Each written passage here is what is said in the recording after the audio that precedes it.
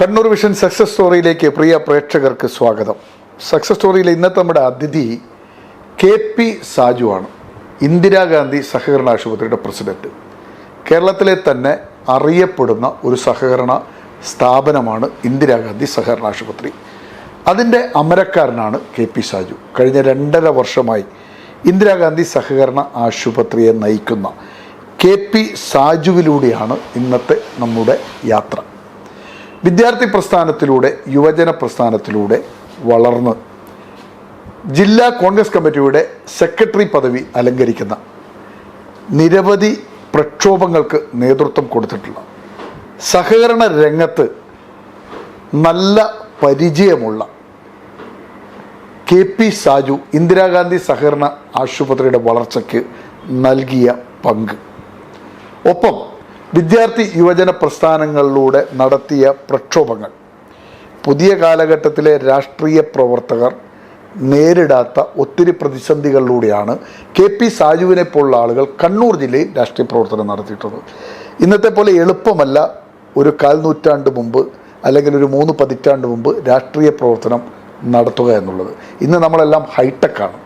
പണ്ട് ഇത്ര സമൃദ്ധമായിരുന്നില്ല നമ്മുടെ സംവിധാനങ്ങൾ, ഇത്ര ആധുനികമായി നമ്മൾ വളർന്നിട്ടുമുണ്ടായിരുന്നില്ല. ഇന്നെല്ലാം കൈപ്പിടിയിലാണ്. ഏത് പ്രസ്ഥാനത്തിനും ഏത് നേതാവിനും വളരാൻ ഒത്തിരി ഹൈടെക് സംവിധാനങ്ങൾ ഇന്നത്തെ കാലത്തുണ്ട്. എന്നാൽ പഴയ കാലത്ത് വിദ്യാർത്ഥി പ്രസ്ഥാനത്തിലൂടെ, യുവജന പ്രസ്ഥാനത്തിലൂടെ വളർന്ന് കേരളത്തിലെ തന്നെ ഏറ്റവും വലിയ സഹകരണ പ്രസ്ഥാനത്തിൻ്റെ അമരക്കാരനായി ഇന്ന് സജീവമായി പ്രവർത്തന രംഗത്തുള്ള സാജുവിന് അദ്ദേഹത്തിൻ്റെ അനുഭവങ്ങളിലൂടെ നമുക്കൊന്ന് സഞ്ചരിക്കാം. പ്രേക്ഷകർക്കും ഒപ്പം KP സാജുവിനും സക്സസ് സ്റ്റോറിയിലേക്ക് സ്വാഗതം. എന്തൊക്കെയുണ്ട് വിശേഷമൊക്കെ? 2024 എങ്ങനെയുണ്ട്? 2024 നല്ല അടിപൊളിയാണ്. പിന്നെ പാർലമെന്റ് തെരഞ്ഞെടുപ്പിലെ ഒരു കരുത്തുറ്റ ഇന്ത്യ മുന്നണിയുടെ വിജയത്തിന്റെ ഒരു രാഷ്ട്രീയ പ്രവർത്തനം എന്നുള്ള നിലക്ക് അതിന്റെ ഒരു സന്തോഷവുമുണ്ട്. ഉണ്ട്. ഇപ്പൊ നമ്മൾ ഈ സക്സസ് സ്റ്റോറിയിൽ തുടങ്ങുമ്പോൾ നമുക്കൊരു ബാല്യത്തിൽ നിന്നും തുടങ്ങണം, എന്നാലും ഒരാളെ പൂർണ്ണമായും മനസ്സിലാക്കുക. അത് തന്നെയാണ് സക്സസ് സ്റ്റോറിയെ പ്രേക്ഷകർ ഏറെ ഇഷ്ടപ്പെടുന്നത്. ഒത്തിരി ജനനേതാക്കളും ഉദ്യോഗസ്ഥരും രാഷ്ട്രീയ IAS, IPS, ഡോക്ടർമാർ ഉൾപ്പെടെ പ്രഗത്ഭരായ നിരവധി പേർ ഈ സക്സസ് സ്റ്റോറിയിലൂടെ കടന്നു പോയിട്ടുണ്ട്. ഇപ്പോൾ സാജു ഞങ്ങളിലൂടെ പ്രേക്ഷകരിലേക്ക് എത്തുകയാണ്. എവിടെയാണ് ജനിച്ചത് സാജു? എൻ്റെ നാട് എന്ന് പറയുന്നത് പാനൂരിനടുത്തുള്ള കടവത്തൂർ എന്ന് പറയുന്ന. ഈ പാനൂരിന്ന് കേട്ടാൽ തന്നെ നാട്ടുകാർക്ക് ഒരു പേടിയുള്ള സ്ഥലമാണ്. അതിന്റെ തൊട്ടടുത്ത പ്രദേശമാണ്. ഏതാണ് പഞ്ചായത്ത്? തൃപ്പങ്ങോട്ടൂർ എന്ന് പറഞ്ഞൊരു പഞ്ചായത്തുണ്ട്. അവിടെ കടവത്തൂർ. മാതാപിതാക്കൾ എല്ലാം അച്ഛൻ ടൈലറായിരുന്നു. അച്ഛന്റെ പേരെന്താണ്? ദാമോദരൻ. അമ്മ ഹൗസ് വൈഫാണ്. അച്ഛൻ ഒരു തയ്യൽക്കാരനായിരുന്നു. അമ്മ വീട്ടില് അച്ഛനോടൊപ്പം. എത്ര മക്കളാണ് നിങ്ങൾ? ഞങ്ങൾ 4 പേര്. 4 പേര്. എത്രയാണ്? 3 ബ്രദേഴ്സും ഒരു സിസ്റ്റർ. അമ്മ ദേവി. സഹോദരങ്ങൾ അശോകൻ, ശശീന്ദ്രൻ, കുശലകുമാരി, പിന്നെ 4 പേര്. 3 ആണും ഒരു പെണ്ണും അല്ലേ? അവരൊക്കെ എന്ത് ചെയ്യുന്നു? അവര് സിസ്റ്റർ ടീച്ചറായിരുന്നു, അവര് റിട്ടയറായി. ഇപ്പോഴും ബാക്കി 2 ബ്രദേഴ്സ് നാട്ടില് ബിസിനസ്സാണ്. അച്ഛന് രാഷ്ട്രീയ പ്രവർത്തകനായിരുന്നു. അച്ഛൻ കോൺഗ്രസ്സുകാരനായിരുന്നു. അങ്ങനെ ആക്റ്റീവ് പൊളിറ്റിക്സിലൊന്നും ഉണ്ടായിരുന്നില്ല. പാനൂരൊക്കെ ഒരു കാലഘട്ടത്തിൽ രാഷ്ട്രീയ പ്രവർത്തനം കുറച്ച് കുഴപ്പം പിടിച്ച പണിയാണ്. പഠിച്ചതൊക്കെ എവിടെയാണ്? ഞാൻ എൻ്റെ LP സ്കൂൾ വരെ കടവത്തൂർ എൻ്റെ നാട്ടിലാണ്. ഏതാണ് സ്കൂൾ അത്? ശ്രീരാമ ഗുരുകുലം LP സ്കൂൾ. ശ്രീരാമ ഗുരുകുലം LP സ്കൂൾ 1 മുതൽ 4 വരെ. അത് കഴിഞ്ഞിട്ടോ 5 മുതൽ 10 വരെ കൊളവല്ലൂർ ഹൈസ്കൂൾ. അന്ന് ഹൈസ്കൂളാണ്, ഇപ്പോൾ ഹയർ സെക്കൻഡറി. കൊളവല്ലൂർ PR കുറുപ്പിന്റെ അത് തന്നെയാണ്. എന്താണ് അതിന്റെ പേര്? PR Kurup memorial. ഇപ്പോഴാണ് അത് ഇട്ടത്. അന്ന് കൊളവല്ലൂർ ഹൈസ്കൂൾ ആയിരുന്നു. ഇപ്പൊ higher secondary. PR Kurup memorial higher secondary school. അവിടെ 10ാം ക്ലാസ് വരെ. അവിടെ പിന്നെ പ്രീ ഡിഗ്രി തലശ്ശേരിയിൽ പ്രൈവറ്റ് കേരള കോളേജ് പാട്യംസ്. രാജമാഷ്. അന്ന് രാജമാഷ് അന്ന് ഉണ്ടായിരുന്നില്ല. പിന്നെ ആരാണ് നടത്തിയത്? ചൂര്യായി അവിടെ ഉണ്ടായിട്ടില്ല. അന്ന് ആ പാട്യം രാജമാഷാണ്. ഈ സ്കൂൾ കാലഘട്ടത്തിൽ 4ാം ക്ലാസ് വരെ, ഇന്ന് നമ്മൾ പ്രീ സ്കൂൾ മുതൽ 4ാം ക്ലാസ് വരെയാണ്, അന്ന് 1 മുതൽ 4 വരെയാണ്. ആ 4ാം ക്ലാസ് വരെ ആ LP സ്കൂളിലെ ആ ജീവിതം എങ്ങനെയാണ് ഓർക്കുന്നത്? എന്താണ് അന്നത്തെ ഒരു ജീവിതക്രമം? ജീവിതത്തിലെ ഏറ്റവും നല്ല സുന്ദരമായ ഒരു കാലഘട്ടമാണല്ലോ 1 മുതൽ 4 വരെ എന്നുള്ളത്. കാരണം ആ കാലഘട്ടം നേരത്തെ പറഞ്ഞതുപോലെ നമ്മൾ ഇന്നത്തെ പോലെ അല്ലല്ലോ. അന്നത്തെ കാലഘട്ടം എന്ന് പറഞ്ഞാൽ വല്ലാത്ത പ്രയാസപ്പെടുന്ന ഒരു ലൈഫല്ലേ. ദാരിദ്ര്യത്തിന്റെ കാലഘട്ടമാണ്, എളുപ്പമാണ്. അപ്പൊ ഉച്ചക്ക് പിന്നെ സ്കൂളിൽ നിന്ന് കിട്ടുന്ന റവയും ഇതൊക്കെ, അതുപോലെ പാൽപ്പൊടി, ഗോതമ്പ് റവ, പാൽപ്പൊടി ഒക്കെ. അപ്പൊ അതൊരു ഒരു ഒരു ആകർഷകമായിരുന്നു സ്കൂളിന്. സ്കൂളിൽ പോകാനുള്ള ഒരു ആകർഷകമായിരുന്നു. സഹോദരങ്ങൾ ഈ സ്കൂളിൽ ആ സമയത്ത് അല്ലെ? നിങ്ങൾ 4ാം ക്ലാസ് വരെ പഠിക്കുന്ന കാലത്ത് സിസ്റ്റർ മാത്രം ഉണ്ടായിരുന്നു. സഹോദരി നിങ്ങളോടൊപ്പം ഉണ്ട്, പഠിക്കുന്നുണ്ടായിരുന്നു. ഞാൻ 1ാം ക്ലാസ് കയറുമ്പോൾ സിസ്റ്റർ 4ാം ക്ലാസ്സിലാണ്. അപ്പം ചേച്ചി കൂടെ ഉണ്ട്. ഈ LP വരെയുള്ള അധ്യാപകരൊക്കെ ആരൊക്കെയാണ് ഓർമ്മയിലുള്ളത്? ഏറ്റവും രസകരമായ ഒരു കാലഘട്ടമാണെന്ന് താങ്കൾ പറഞ്ഞില്ല. അന്നത്തെ അധ്യാപകർ ഓർമ്മയുള്ള ഒരു 2ാം ക്ലാസ്സിൽ ഒരു ഗോവിന്ദൻ മാഷുണ്ടായിരുന്നു. വളരെ കർക്കശക്കാരനായിരുന്നു, പക്ഷെ വളരെ ഹൃദയത്തിൽ കയറുന്ന ഒരു നല്ല.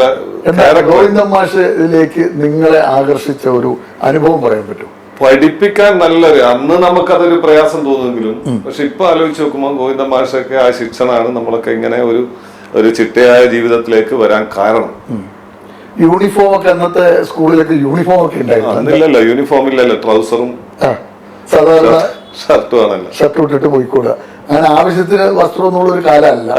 ഈ അത്യാവശ്യമുള്ളത് തന്നെ ഒപ്പിച്ച് പോവുക എന്നുള്ളതാണ്. അപ്പൊ ഈ 4ാം ക്ലാസ് വരെ അവിടെ പഠിച്ചോണ്ട് 4ാം ക്ലാസ് വരെ തോക്കലൊന്നുമില്ല, എല്ലാവരും ജയിച്ചു. 4ാം ക്ലാസ് വരെ ജയിക്കും. ഈ LP സ്കൂളിൽ കാലഘട്ടത്തിൽ തോൽവി ഉണ്ടായിരുന്നു, തോപ്പിക്കും. മാർക്ക് പറഞ്ഞാൽ തോപ്പിക്കും. നമ്മൾ 4ാം ക്ലാസ് വരെ എത്തിയിട്ടുണ്ട്. ഈ 4ാം ക്ലാസ് വരെയുള്ള കമ്പനികൾ ഏതെങ്കിലും ഓർമ്മയുണ്ടോ? ഇപ്പൊ ഭയങ്കര രസമുള്ള കാലത്ത് അന്നത്തെ ചെറിയ ചെറിയ കുരുത്തക്കേടുകളൊക്കെ ആയിട്ട്. എന്റെ ഒരു വളരെ ക്ലോസ് ഫ്രണ്ട് ഉണ്ടായിരുന്നു, ഒരു ബാബു എന്ന് പറഞ്ഞു. ഞാൻ അതിനുശേഷം പിന്നെ പ്രീ ഡിഗ്രിക്ക് പഠിക്കുമ്പോഴാണ് ഞങ്ങള് തലശ്ശേരി ജഗന്നാഥ ക്ഷേത്ര ഉത്സവത്തിന് അവിടെ ഉത്സവം കാണാൻ വന്നപ്പോ ട്രെയിൻ ആക്സിഡന്റ് ആണല്ലോ. ആ ട്രെയിൻ ആക്സിഡന്റിൽ ഡെത്തായ ഒരു ഒരുമിച്ച് വന്നു. ഞാനൊരു അരമണിക്കൂർ മുമ്പ് ഞാൻ ലാസ്റ്റ് ബസ് നാട്ടിലേക്ക് പോയി. അന്ന് സ്പെഷ്യൽ ബസ് ഉണ്ടാവും. ആ കാലത്ത് നിങ്ങൾ ഈ 4ാം ക്ലാസ് വരെ പഠിക്കുന്ന കാലത്ത് ബസ് സർവീസുകൾ എങ്ങനെ ഉണ്ടായിരുന്നു? എങ്ങോട്ടാണ് ബസ്സുകൾ ഉണ്ടായിരുന്നത്? തലശ്ശേരിക്ക്. എല്ലാ ബസ്സും തലശ്ശേരിക്ക് മാത്രമേ. എത്ര ബസ് ഉണ്ടായിരുന്നു ആ കാലഘട്ടത്തിൽ? ഒരു ബസ്, ശ്രീ ഗണേഷ്, ആ ബസ്സാണ്. അപ്പൊ ഉത്സവത്തിലൊക്കെ ഒറ്റക്ക് വരും അങ്ങനെ കൂട്ടുകാരല്ല? ഞാൻ പ്ലസ് പ്രീ ഡിഗ്രി പഠിക്കുമ്പോൾ 4-5 ബസ്സുകൾ ഉണ്ടായി. അപകടം നടക്കുമ്പോൾ നിങ്ങൾ 4ാം ക്ലാസ്? അല്ല, അപകടം നടക്കുമ്പോൾ ഞാൻ പ്രീ ഡിഗ്രി. ബാബു 1 മുതൽ പ്രീ ഡിഗ്രി? ഇല്ല, ബാബു എന്റെ ആ പ്രൈമറി ഘട്ടത്തിൽ കൂടെ പഠിച്ച സുഹൃത്താണ്. അത് കഴിഞ്ഞ് പ്രീ ഡിഗ്രിക്ക് നിങ്ങളോടൊപ്പം ഉണ്ടായിരുന്നു? ഇല്ല, ഒരു 10ാം ക്ലാസ് വെച്ച് പഠനം നിർത്തി. അപ്പൊ ഈ അത് കഴിഞ്ഞ് LP കഴിഞ്ഞു, ഹൈസ്കൂളിലേക്കുള്ള പഠന കാലഘട്ടം എങ്ങനെയാണ് ഓർമ്മയിലുള്ളത്? ഹൈസ്കൂൾ 5ാം ക്ലാസ് മുതൽ 10ാം ക്ലാസ് വരെ 6 വർഷം. എന്റെ നാട്ടിൽ നിന്ന് ഏകദേശം ഒരു 7 കിലോമീറ്ററോളം ഉണ്ടാവും. അന്ന് നടന്നിട്ടാണ് അധികം. 7 കിലോമീറ്റർ നടന്നു വേണം പോകാൻ? അതെ, മിക്കവാറും നടന്നു. ആകെ 2 ബസ്സാണ് ഉണ്ടായിരുന്നത്. അപ്പൊ രാവിലെ എഴുന്നേറ്റ് നടക്കും. ഞാൻ ഇങ്ങനെ ചോദിക്കുന്നത് എന്താണെന്നറിയോ? ഇന്ന് കാണുന്ന പ്രേക്ഷകർക്ക് ചിന്തിക്കാൻ പോലും പറ്റൂല. 7 കിലോമീറ്റർ ഒരു മനുഷ്യൻ നടക്കാന്ന് പറഞ്ഞാൽ. 7 കിലോമീറ്റർ തലശ്ശേരിയിൽ നിന്ന് പാനൂർ പോകുന്ന ദൂരാണത്. 10 കിലോമീറ്റർ, 10 തലശ്ശേരിയിൽ നിന്ന് പാനൂർ പോകുന്ന ദൂരം നടന്നിട്ട് വേണം കടവത്തൂർ. നിങ്ങൾ അത് ഏത് വഴിക്കാ പോവാ? അങ്ങനെ കല്ലിക്കണ്ടി റോഡുണ്ടോ? അത് കടവത്തൂർ കല്ലിക്കണ്ടി റോഡ് 2 ബസ് ഉണ്ടായിരുന്നു. പക്ഷെ ബസ് നമ്മുടെ സ്കൂൾ ടൈമിന് ഉണ്ടാവണതില്ല. പക്ഷെ വേറൊന്നുണ്ട്, നമുക്ക് മുന്നേ നടന്നുപോയ ഒരു തലമുറ തലശ്ശേരിയിലും മാഹിയിലും ഒക്കെ നടന്നു പോയിട്ടാണ് വിദ്യാഭ്യാസം നേടിയിട്ടുള്ളത്. അങ്ങനെ 10ാം ക്ലാസ് വരെ ആ കാലഘട്ടത്തിലെ വിദ്യാർത്ഥി രാഷ്ട്രീയ പ്രവർത്തന രംഗത്തുണ്ടായിരുന്നു. ഞാൻ 5ാം ക്ലാസ്സിൽ KSUവിന്റെ സ്ഥാനാർത്ഥിയായിരുന്നു. 5ാം ക്ലാസ്? അന്ന് ഹൈസ്കൂള്, ഈ കൊളവല്ലൂർ ഹൈസ്കൂളിൽ 5 മുതൽ 10 വരെയാണ്. 5ാം ക്ലാസ്സിൽ ഞാൻ KSUവിന്റെ റെപ്രസെന്റേറ്റീവായി മത്സരിച്ചു. പിന്നീട് സ്കൂൾ മത്സര രംഗത്തുണ്ടായിരുന്നില്ല. അതെന്തുകൊണ്ടാണ്? ജയിച്ചായിരുന്നു? എന്താ പിന്നോട്ട് ഇല്ലാതായി പോയത്? പിന്നീട് സ്ഥാനാർത്ഥിയായിട്ടില്ല. അന്നൊക്കെ രാഷ്ട്രീയ പ്രവർത്തനത്തിന്റെ ഒരു സ്വഭാവം എങ്ങനെയായിരുന്നു? അന്നത്തെ രാഷ്ട്രീയ പ്രവർത്തനം വല്ലാതൊരു ശക്തമായ നിലയിലായിരുന്നു. ആരാണ് നിങ്ങളുടെ എതിർ പാർട്ടി? ആരായിരുന്നു അവിടെ? ഈ PR കുറുപ്പിന്റെ ശക്തി കേന്ദ്രമായിരുന്നില്ല? അപ്പൊ അന്ന് അവരുടെ വിദ്യാർത്ഥി ജനതാദൾ പോലുള്ള സംഘടനകൾ ഉണ്ടായിരുന്നു. ഞാനൊക്കെ രാഷ്ട്രീയത്തിലേക്ക് സജീവമാകുമ്പോഴേക്ക് അവരൊന്ന് പിറകോട്ട് പോയിട്ടുണ്ട്. പഴയ ഒരു പ്രതാപവും ശക്തിയൊന്നും ആ കാലഘട്ടത്തിൽ ഉണ്ടായിരുന്നില്ല. എന്നാലും SFIയും ഈ പറയുന്ന അന്ന് KB വിദ്യാർത്ഥി ജനതയാണെന്ന് തോന്നുന്നു അവര് സംഘടന എടുത്തിട്ട്. അവർ രണ്ടുപേരും തുല്യമായിട്ട് അവരൊരുമിച്ചാണല്ലോ, അവരെ മുന്നണിയായിട്ടാണല്ലോ പോകുന്നത്. കുഴപ്പമുണ്ടായിരുന്നില്ല. എന്നാലും 10ാം ക്ലാസ് വരെയുള്ള രാഷ്ട്രീയ പ്രവർത്തനങ്ങൾ നേരിടേണ്ടി വന്ന പ്രതിസന്ധികൾ ഓർമ്മയിൽ നിന്ന് പറയാൻ പറ്റും. മറ്റ് അന്നത്തെ സംഘർഷങ്ങളുണ്ട്, അവർ തെരഞ്ഞെടുപ്പുമായി ബന്ധപ്പെട്ട സംഘർഷങ്ങൾ, സമരം നടക്കുന്ന സമയങ്ങളിൽ മുദ്രാവാക്യം വിളിച്ച് എല്ലാ ക്ലാസിന്റെ മുമ്പിൽ പോയി ചിന്താവാദം വിളിച്ച് ഇന്ന് സമരാണെന്നൊക്കെ മുദ്രാവാക്യം വിളിക്കുന്നത്. ഈ നമ്മുടെ HMന് ഹെഡ് മാസ്റ്റർക്ക് നമ്മള് ഈ ഇന്ന് സമരാണ് എന്ന് പറഞ്ഞിട്ടുള്ള ഒരു മെമ്മോ കൊടുക്കണല്ലോ. ആ കൊടുക്കുമ്പോ അതിലുള്ള ഒരു ടെൻഷൻ ഉണ്ട്. ഭാഷ മുമ്പ് പോയിട്ട് ഇത് കൊടുക്കും. ഇന്ന് പ്രിൻസിപ്പൾ കൈകാര്യം ചെയ്യുന്ന രീതിയിൽ തീർച്ചയായിട്ടും മെമ്മോ കൊടുക്കണം, എഴുതി കൊടുക്കണം. അപ്പൊ എന്ത് ഈ 5ാം ക്ലാസ്സിലും 6ാം ക്ലാസ്സിലും പഠിക്കും അതൊരു പത്രത്തിൽ വാർത്ത വരണം. ആ പത്രവാർത്ത വെച്ചിട്ട് വേണം. KSU പഠിപ്പ് മുടക്ക സമരം ആഹ്വാനം ചെയ്തിട്ടുണ്ട്. അതുകൊണ്ട് നമുക്ക് സ്കൂൾ സമരം അപ്പൊ മുദ്രാവാക്യം വിളിച്ചാലേ വിടാറുള്ളൂ. കൊറേ സമയം മുദ്രാവാക്യം വിളിച്ച് എന്തൊക്കെ ഒരു ഇഷ്യൂ ആകുന്ന കാണുമ്പോഴേ സ്കൂൾ വിടാം. അപ്പൊ 10ാം ക്ലാസ് വരെ അവിടെ പഠിച്ചു. 10ാം ക്ലാസ്സിൽ എങ്ങനെയാ പരീക്ഷയ്ക്ക് എങ്ങനെ ഉണ്ടായിരുന്നു? 10ാം ക്ലാസ്സിൽ പഠിക്കുന്ന സമയം എന്റെ SSLC 1983 മാർച്ച് 16 മാർച്ച് മാസമാണ് പരീക്ഷ നടക്കുക. അപ്പൊ ആ പരീക്ഷയുടെ ഇടക്കാണ് എന്റെ അച്ഛൻ മരിക്കുന്നത്. അപ്പം പരീക്ഷ ഒരു വെള്ളിയാഴ്ച രാത്രി, പരീക്ഷ നടന്നുകൊണ്ടിരിക്കുക ഒരു വെള്ളിയാഴ്ച രാത്രിയാണ് എൻ്റെ അച്ഛൻ മരിക്കുന്നത്. പക്ഷെ ആ പരീക്ഷ അതിനുശേഷം തിങ്കളാഴ്ച കണ്ടിന്യൂ ചെയ്തു, പാസ്സായി. അച്ഛൻ എങ്ങനെയാ പെട്ടെന്ന്? അച്ഛൻ കുറച്ച് അസുഖമായിട്ട് ഒരു ആക്സിഡന്റ് പറ്റി, കാലിന് ചെറിയ പരിക്ക് പറ്റി. അപ്പൊ വീടിന്റെ കാര്യങ്ങളൊക്കെ എങ്ങനെയാ നടന്നിരുന്നു? വീട്ടിലെ കാര്യങ്ങളൊക്കെ ഏട്ടന്മാരൊക്കെ മൂത്തയാളാണ് ആളുകൾ ഉണ്ടായിരുന്നതുകൊണ്ട് അത് ഭംഗിയായി നടന്നു. അങ്ങനെ 10ാം ക്ലാസ് രക്ഷപ്പെട്ടു. എത്ര മാർക്ക് ഉണ്ടായിരുന്നു 10ാം ക്ലാസ്സിൽ? 210 മേലെ പോയി. 210 വലിയ മാർക്ക്. എല്ലാവർക്കും 210 പിന്നെ റാങ്ക് ഹോൾഡേഴ്സിൽ മാത്രമാണ് ഫസ്റ്റ് ക്ലാസ്സുകാർക്കൊക്കെയാണ് വലിയ മാർക്ക് ഉണ്ടാകുക. 216 രക്ഷപ്പെട്ടു 10ാം ക്ലാസ്. നമുക്ക് KP സാജുവിന്റെ അടുത്ത ഘട്ടത്തിലേക്ക് പോകും. എങ്ങനെയാണ് പ്രീ ഡിഗ്രി? അതിനുശേഷം ഈ 10ാം ക്ലാസ് പാസ്സായി അടുത്ത വർഷം തന്നെ പ്രീ ഡിഗ്രിക്ക് ചേർന്നായിരുന്നു? അടുത്ത വർഷം തന്നെയായിരുന്നു. പാട്യം രാജൻ മാസ്റ്റർ അല്ലെ? അന്ന് തലശ്ശേരിയിലെ ഏറ്റവും വലിയ college, parallel college Pattiam Sahib. അങ്ങനെ അവിടെ ചേർന്നു 2 വർഷം. ആ സമയത്ത് വിദ്യാർത്ഥി രാഷ്ട്രീയ രംഗത്തുള്ള പ്രവർത്തനം KSUവിന്റെ വലിയ 5ാം ക്ലാസ്സിൽ മത്സരിച്ചു, ജയിച്ചു. പ്രീ ഡിഗ്രിക്ക് എത്തിയപ്പോൾ പിന്നെ KSUവിന്റെ സജീവ പ്രവർത്തനം. അന്ന് നടത്തിയ പ്രക്ഷോഭങ്ങൾ എന്തെങ്കിലുമൊക്കെ ഓർമ്മയുണ്ടോ? അന്ന് നടത്തിയ ഞാൻ അങ്ങനെ ആക്റ്റീവായിട്ട് അന്ന് ഇറങ്ങിയിട്ടില്ല. നാട്ടിൽ അപ്പോഴും ഞാൻ യൂത്ത് കോൺഗ്രസിന്റെ വർക്കറായിരുന്നു. നാട്ടിൽ സജീവമായിട്ടുണ്ട്. KSUവിൽ അന്ന് തലശ്ശേരിയിൽ ഞാൻ അന്ന് ആക്റ്റീവായിട്ട്. ഈ പാട്യംസ് അന്ന് പ്രവർത്തിച്ചിരുന്നത് കടൽപ്പാലത്തിന് സമീപം അവിടെ. പിന്നെ അതിന്റെ ഓഫീസ് നേരെ പോയ കടൽപ്പാലത്ത് കടലിന്റെ അടുത്തായിട്ടുള്ള പഴയ പാണ്ഡികശാലകളായിരുന്നില്ലേ കോളേജ് ക്ലാസ്സുകൾ? എന്റെ ഓർമ്മയിലുണ്ട്. അപ്പൊ എന്താണ് ആ ഒരു ഓർമ്മ? എന്താണ് അത്രയും പുരാതനമായ ഒരു കെട്ടിടത്തിനുള്ളിൽ ഉള്ളൊരു പഠനം? ആ അനുഭവങ്ങൾ എന്താണ്? അവിടെ ഈ പെൺകുട്ടികളും ആൺകുട്ടികളും സെപ്പറേറ്റ് ആയിരുന്നു ആ കാലഘട്ടത്തിൽ തന്നെ. സാധാരണഗതിയിൽ പ്രീ ഡിഗ്രിക്കൊന്നും അങ്ങനെ ഉണ്ടാകാത്തതാണ്. പക്ഷെ പാട്യംസ് കോളേജിൽ സെപ്പറേറ്റ് ആയിരുന്നു. ഇതിന്റെ അകം എന്ന് പറയുന്നത് നിങ്ങൾ കണ്ടിട്ടുണ്ടാവും എനിക്ക് തോന്നുന്നു, കംപ്ലീറ്റ് മരം കൊണ്ടുള്ള പാണ്ഡികശാലയാണ്.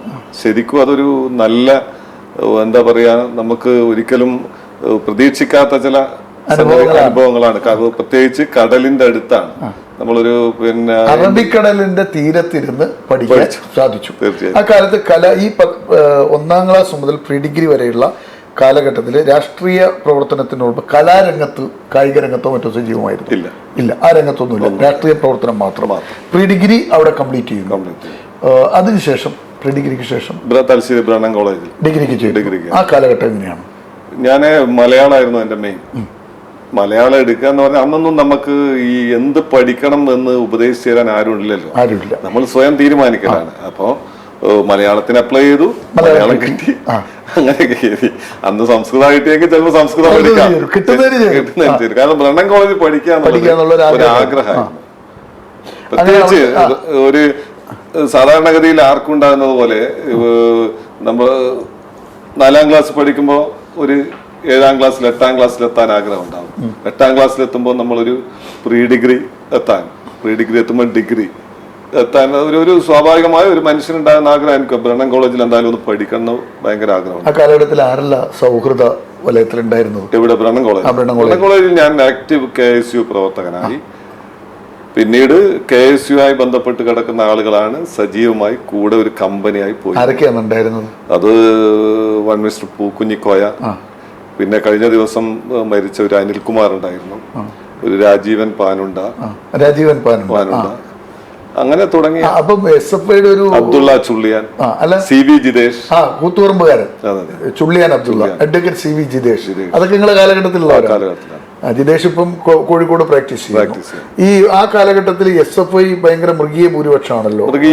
എങ്ങനെ നിങ്ങളുടെ രാഷ്ട്രീയ പ്രവർത്തനം അന്ന് അവിടെ നടന്നു? എന്തൊക്കെ പ്രതിസന്ധികൾ നേരിട്ട് വന്നു? ഞാൻ ഫസ്റ്റ് ഇയർ അവിടെ എത്തിയപ്പോൾ മലയാളം അസോസിയേഷനിൽ മത്സരിച്ചു. രസകരമായ കാര്യം, ഞാൻ ധരിച്ചു ഞാൻ ജയിക്കുന്നതാണ്. കാരണം ചോദിക്കുന്ന ആളൊക്കെ വോട്ട് തരാം. പക്ഷെ തെരഞ്ഞെടുപ്പ് കഴിഞ്ഞ് റിസൾട്ട് വന്നപ്പോഴാണ് എനിക്ക് കിട്ടിയ വോട്ടിന്റെ കണക്ക് ഞാൻ പറയണില്ല. അപ്പോൾ അന്ന് ഞാൻ ജയിക്കുമെന്ന് വിചാരിച്ചു. പിന്നീട് സെക്കൻഡ് ഇയറിൽ ഞാൻ മത്സരിച്ചില്ല. സെക്കൻഡ് ഇയറിൽ ഞാൻ പിന്നെ KSUവിന്റെ യൂണിറ്റ് പ്രസിഡന്റായി. ഫൈനൽ ഇയറിൽ ചെയർമാൻ സ്ഥാനത്തേക്ക് മത്സരിച്ചു. അവിടെയൊക്കെ പരാജയമായിരുന്നു. എന്നാലും ചെയർമാൻ സ്ഥാനത്തേക്ക് മത്സരിച്ചല്ലോ. അന്ന് ഇന്ന് ഭീഷണി അന്നുണ്ടായിരുന്നു. KSUവിനെതിരെ SFIക്കെതിരെ ഇന്ന് നമ്മൾ കേൾക്കുന്നത് വലിയ ഭീഷണിയുടെ കാര്യങ്ങളാണ്. നിങ്ങളൊക്കെ പഠിക്കുന്ന കാലഘട്ടത്തിൽ അങ്ങനെ ഉണ്ടായിരുന്നു? എത്രയോ തവണ മർദ്ദനമേറ്റിട്ടുണ്ട് നിങ്ങൾക്ക്, എത്രയോ തവണ. അത് എണ്ണിയാൽ തീരാത്ത. കാരണം കോളേജിൽ ഒരു പഠിപ്പ് മുടക്ക് സമരം വരുമ്പോ ആ കാലഘട്ടത്തിലാണ് നമ്മുടെ ചൈനയിലെ ടിയാനൻമെൻ സ്ക്വയറിൽ കുട്ടികളെ കൊന്നത്. അന്ന് ആ കാലഘട്ടത്തിലാണ് KC വേണുഗോപാലിനെ നന്ദാവനം AR ക്യാമ്പിൽ കൊണ്ടുപോയി വധിച്ചത്. ആ ഒരു കാലം എന്ന് പറയുന്നത് നിരന്തരമായ സമരങ്ങളായിരുന്നു. ഈ സമരങ്ങളിൽ എല്ലാ സമരങ്ങളും SFI നേരിടും മിക്കവാറും. ഈ ഇവരെ അടിക്കുന്നവരെ പിറ്റേ കാണുമ്പോ അവരെന്താ പറയാ? അവര് സൗഹൃദമുണ്ട് അവരായിട്ട് ഇപ്പൊ നല്ല സൗഹൃദം. ആ കാലഘട്ടത്തിൽ ചിലരോട് വല്ലാതൊരു നീരസം തോന്നുന്നു, നന്നായി അടിക്കുന്ന ആളുകളോട്. തിരിച്ചൊന്നും ചെയ്യാനും പറ്റില്ല.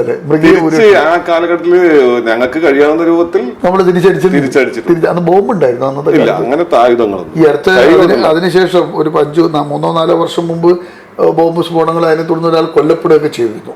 ബ്രണ്ണൻ കോളേജിലെ ഇഷ്യൂ ആയി ബന്ധപ്പെട്ട ഒരു സന്തോഷം എന്ന് പറഞ്ഞ ഒരാൾ കൊല്ലപ്പെടുകയും അങ്ങനെയുള്ള ഇഷ്യൂസ് ഒക്കെ ഉണ്ടായിരുന്നു. ഡിഗ്രി എങ്ങനെ എല്ലാ പേപ്പറും കിട്ടിയോ? എങ്ങനെയായിരുന്നു? ക്ലാസ്സിൽ കയറാറുണ്ടായിരുന്നില്ലല്ലോ. ഇംഗ്ലീഷ് കുറെ, മലയാളം മെയിൻ കിട്ടി, രക്ഷപ്പെട്ടു. ഇംഗ്ലീഷിലാണ് തടഞ്ഞു വീണു. പിന്നീട് എഴുതിയെടുത്തു.